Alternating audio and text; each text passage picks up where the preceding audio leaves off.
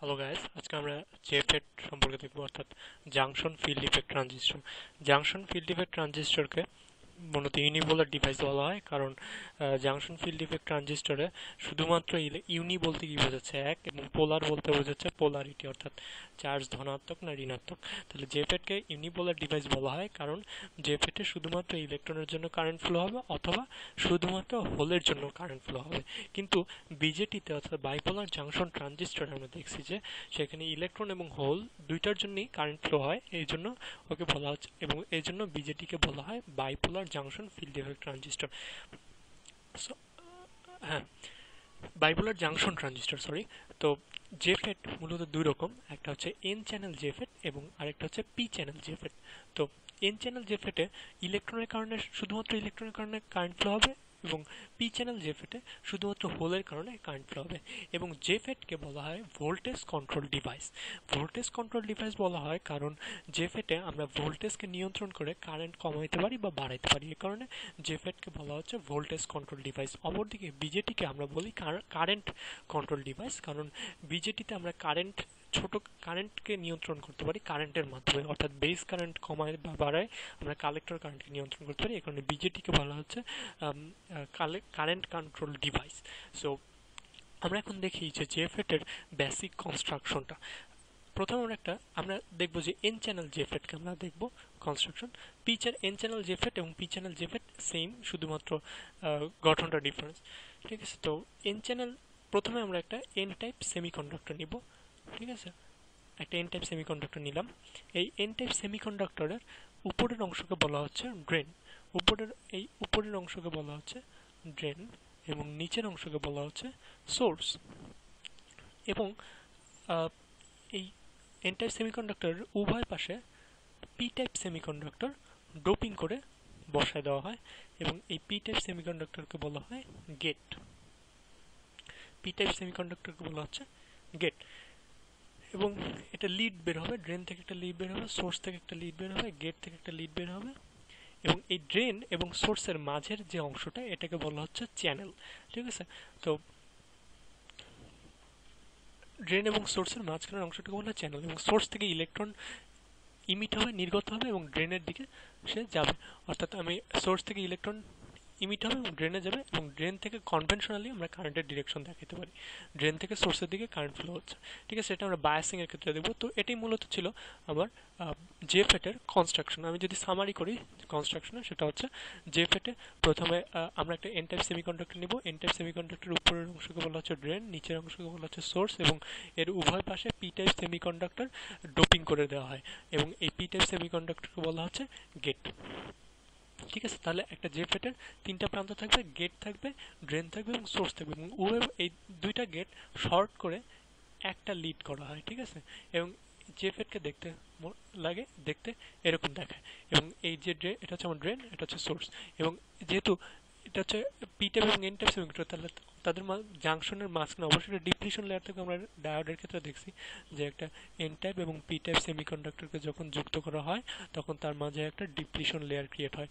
ঠিক এই যে এটা হচ্ছে আমার সেই ডিপ্লিশন লেয়ার, এবং ড্রেন এবং সোর্সের মাঝখানে যে অংশটা আছে সেটাকে বলা হচ্ছে আমাদের চ্যানেল। তো এটা ছিল আমাদের বেসিক কনস্ট্রাকশন কনস্ট্রাকশন অফ এ জেফেট। এখন আমরা দেখব যে জেফেটকে কিভাবে বায়াস করতে হয়। আমরা বায়াস কেন করব? সাপোজ ধরো যে কোনো একটা মানুষ কাজ করতে চাচ্ছে না, অলস, তাকে যদি আমরা কিছু টাকা পয়সা দিই, সে কিন্তু কাজ করবে, অর্থাৎ আমরা তাকে ঘুষ দিলাম। তাহলে ঘুষ দিলে সে কাজ করতে যাচ্ছে। কিন্তু জেফেটে তো আমরা টাকা দিতে পারি না, তাহলে জেফেটে কি দিতে হবে? জেফেটকে আমাদের ভোল্টেজ দিতে হবে, তাহলে ভোল্টেজ দিলে তার মধ্যে দিয়ে কারেন্ট ফ্লো করবে। ঠিক আছে, তাহলে যখন আমরা ভোল্টেজ দিব, অর্থাৎ তাকে আমরা বায়াসিং করতেছি, ভোল্টেজকে আমরা বায়াস করতেছি জেফেটকে। তো এটা আমি মুছে দিলাম, এটা আমাদের আর দরকার নেই, কারণ এটা ছিল আমাদের কনস্ট্রাকশন। এখন আমরা অপারেশন দেখব। ঠিক আছে, তো তো এই এটা এটা হচ্ছে আমার পি টাইপ সেমিকন্ডাক্টর, এটা হচ্ছে আমার পি টাইপ সেমিকন্ডাক্টর, এটা হচ্ছে আমার এন টাইপ সেমিকন্ডাক্টর। এই অংশটাকে বলা হচ্ছে আমার ড্রেন, এবং এই অংশটাকে বলা হচ্ছে আমার সোর্স। ঠিক আছে, তো আমরা ইনিশিয়ালি এই গেটটাকে সোর্সের সাথে শর্ট করে দিলাম। ঠিক আছে, গেটটাকে সোর্সের সাথে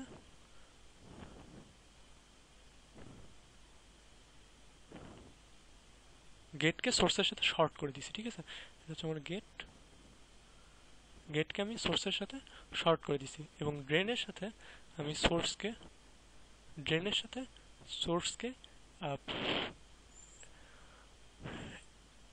সাথে আমি দিব ব্যাটারির পজিটিভ প্রান্ত, এবং সোর্সের সাথে আমি দিব নেগেটিভ প্রান্ত, ঠিক আছে। তাহলে যখন আমি ড্রেনের সাথে পজিটিভ প্রান্ত দিচ্ছি এবং সোর্সের সাথে নেগেটিভ প্রান্ত দিচ্ছি, তখন এই এন টাইপ সেমিকন্ডাক্টরের উপরের অংশটা রিভার্স বায়াসের মতো কাজ করবে এবং নিচের অংশটা ফরওয়ার্ড বায়াসের মতো কাজ করবে। কেন?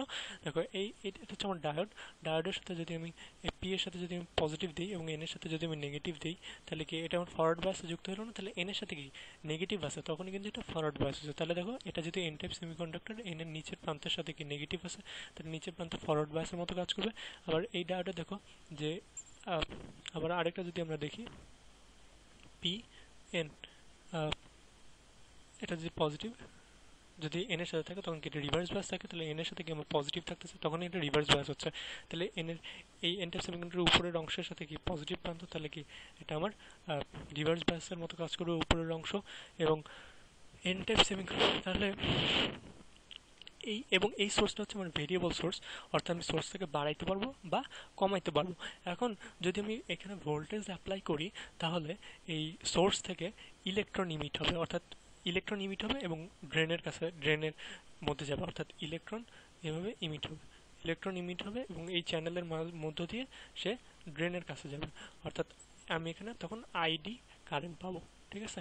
এবং এখানে ছিল আমার আইএস, অর্থাৎ is is equal two ID হবে, কারণ আমার সোর্স থেকে যে পরিমাণ কারেন্ট উৎপন্ন হচ্ছে তার অধিকাংশ কারেন্টই আমি ড্রেনে পাচ্ছি, এই কারণে আমার দেখা হচ্ছে is is equal two ID, ঠিক আছে। তো এই অংশটাকে বলা হচ্ছে আমার ওহমিক রিজিয়ন।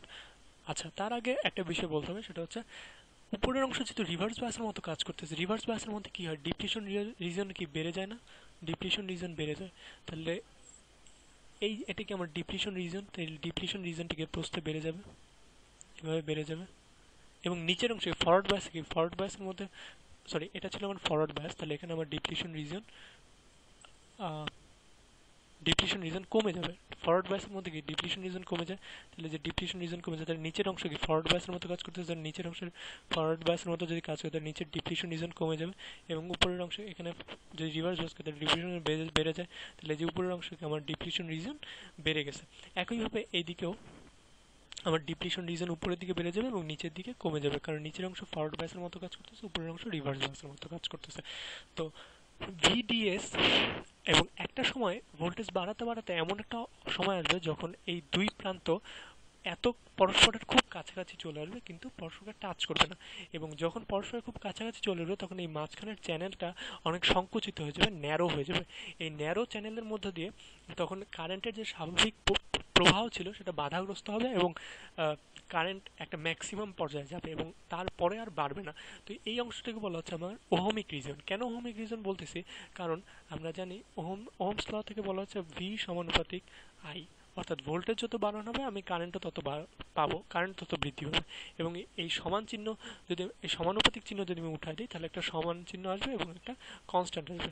তাহলে এই যে আর আসছে একটা constant, V is equal to I R, অর্থাৎ আমি ভোল্টেজ যত বৃদ্ধি করতেছি আমি কারেন্ট তত বৃদ্ধি পাবে। তাহলে এই যে যখন পরস্পরকে টাচ করে নেই তখনও কিন্তু আমি কারেন্ট পাচ্ছি, ভোল্টেজ যত বাড়াচ্ছি কারেন্ট তত বৃদ্ধি পাচ্ছে। বাট যখনই এই দুই পাশে ডিপ্লিশন রিজন প্রশস্ত হয়ে পরস্পরের কাছাকাছি চলে আসবে তখন কিন্তু আমার ভোল্টেজ বৃদ্ধি করার সাথে সাথে, এটা হচ্ছে আমার ধরো ভিডিএস, ঠিক আছে, ড্রেন এবং সোর্স ভোল্টেজ। ভিডিএস যখন বাড়াতে বাড়াতে যখন এই দুই প্রান্তের অংশ পরস্পর দুই পাশের ডিপ্লিশন পরস্পরের কাছাকাছি চলে আসবে তখন কিন্তু আমার ভিডিএস আর যতই বাড়াই না কেন কারেন্ট কিন্তু তার সাথে আর বাড়বে না। তো যখন পরস্পর কাছাকাছি চলে আসে তখন সেটাকে বলা হচ্ছে পিঞ্চ অফ ভোল্টেজ, অর্থাৎ ভিডিএস ইকুয়াল টু যখন পিঞ্চ অফ ভোল্টেজের সমান হবে, অর্থাৎ ভিডিএস যখন পিঞ্চ অফ ভোল্টেজের সমান হবে তখন কিন্তু আমি যতই ড্রেন সোর্স ভোল্টেজ এই ভিডিএস যতই বাড়াই না কেন আমার কারেন্টের পরিমাণ কিন্তু তত আর বাড়বে, তার সাথে বাড়বে না, কারেন্টটা স্যাচুরেট হয়ে যাবে, অর্থাৎ কারেন্ট ম্যাক্সিমাম পর্যায়ে যাওয়ার পরে আর বাড়বে না, কনস্ট্যান্ট হবে। আমরা যদি গ্রাফ দেখি, এটা হচ্ছে আমার ওয়াই অক্ষে যদি আমি আইডি অর্থাৎ ড্রেন কারেন্ট নেই এবং এই অক্ষে যদি আমি ভিডিএস নেই, ড্রেন সোর্স বলছে, তাহলে এই যে আমি ভিডিএস বাড়াচ্ছি কারেন্টও বাড়তেছে, কারেন্ট লিনিয়ারলি বাড়তেছে, কিন্তু একটা সময় যাওয়ার পরে আমার কারেন্টটা কনস্ট্যান্ট থাকতেছে। এই অংশটাকে বলা হচ্ছে তাহলে এই যে এই অংশটাকে বলা হচ্ছে আমার পিঞ্চ অফ ভোল্টেজ, অর্থাৎ ভিডিএস যখন পিঞ্চ অফ ভোল্টেজের পৌঁছায়, অর্থাৎ যখন এই উভয় পাশের ডিপ্লিশন রিজন পরস্পরের কাছাকাছি চলে আসে, চ্যানেলটা সংকুচিত হয়ে যায়, তখন কিন্তু আমার ভিডিএস বাড়ানোর সাথে সাথে আর কিন্তু কারেন্ট বাড়ে না। তো এই যে দেখো পিঞ্চ অফ ভোল্টেজে যাওয়ার পরে আমি ভিডিএস যতই বাড়াইছি কারেন্ট কিন্তু আর বাড়ে না, তখন কারেন্টটা কনস্ট্যান্ট থাকতেছে। তো এই এই অংশটাকে বলা হচ্ছে আমার ওহমিক রিজন, কারণ এখানে ওহমস ল সূত্র অনুযায়ী আমরা ভোল্টেজ বাড়াচ্ছি, সাথে সাথে কারেন্টও বাড়তেছে। ওহমস ল এখানে অ্যাপ্লাই করা যাচ্ছে জন্যই একে বলা হচ্ছে ওহমিক রিজন। বাট পরের অংশটা যখন পিঞ্চ অফ ভোল্টেজের পরের অংশ, এই অংশটাকে বলা হচ্ছে আমার অ্যাক্টিভ রিজন, এবং এই অংশে আমি শুধুমাত্র কারেন্ট পাচ্ছি, কারেন্টের অবিচ্ছিন্ন প্রবাহ পাচ্ছি। তো এই অংশে এই আমার জেফেটটা কারেন্ট সোর্স হিসেবে কাজ করবে, এই অংশে আমার জেফেট কারেন্ট সোর্স হিসেবে কাজ করে। তো এখন এটা ছিল আমার ড্রেন এবং সোর্স ভোল্টেজ গেল। এখন আমি দেখব গেটের মধ্যে যখন আমি বায়াস করব, গেটে যদি আমি নেগেটিভ ভোল্টেজ দিই, গেটে আমি নেগেটিভ ভোল্টেজ দিলাম, গেটটা হচ্ছে আমার পি টাইপ সেমিকন্ডাক্টরে যুক্ত, তাহলে পি এর সাথে আমি নেগেটিভ দিব এবং সোর্সের সাথে পজিটিভ দিব। তাহলে দেখা যাচ্ছে যে এই প্রান্তটাও আমি রিভার্স বায়াস করলাম। তাহলে রিভার্স বায়াস করার ফলে, এবং এটা হচ্ছে একটা ভেরিয়েবল সোর্স, অর্থাৎ আমি এখানে কমাইতে পারবো বা বাড়াইতে পারবো।